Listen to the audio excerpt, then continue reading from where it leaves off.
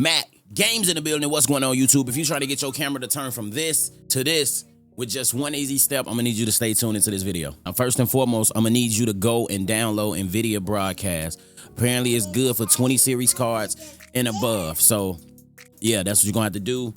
And it gives you the natural, well, look, first you're gonna go into this and you're gonna download NVIDIA Broadcast. You know what I'm saying? Do everything you gotta do to download this software and then get back with me and we're gonna go through what's next. So once you have NVIDIA Broadcast open, these are the things that they do.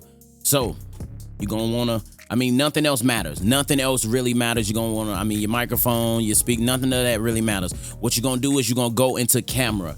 And when you go into camera, you're gonna make sure you have your camera set up. Now this natural blur, this is why that happens, because of this right here. You can turn it off, the natural blur will go away, or you can turn it on and the natural blur will stay. You can up the strength of the blur. The blur can get real crazy, or you can, tone it down. I keep mine at like here.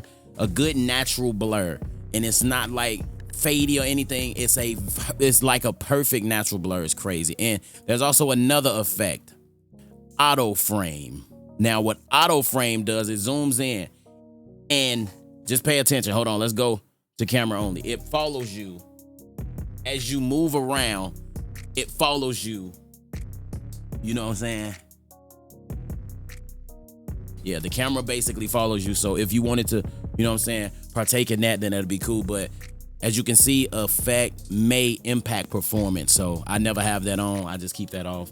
But it's a good zoom in. It's pretty cool. But yeah, that's an easy way that you can up the quality, because it's just something about, it's the same source and everything. It's just something about it that makes it so much better. So in order to use it in OBS, let me get y'all over to the OBS. Boom. Okay, in order to use it in OBS, you want to add a video capture device. And when you add a video capture device, I already have mine in. I name mine camera, and you're going to select camera NVIDIA Broadcast. And then that's going to do whatever that other software does. And you ain't got to worry about changing or nothing. Every time it turn on, that's going to be selected, and that's going to be good. So that's how we going to end that. Be sure to drop a like, subscribe. Let me know if I helped you, and I'm going to have some more tips on the way. We out. Peace.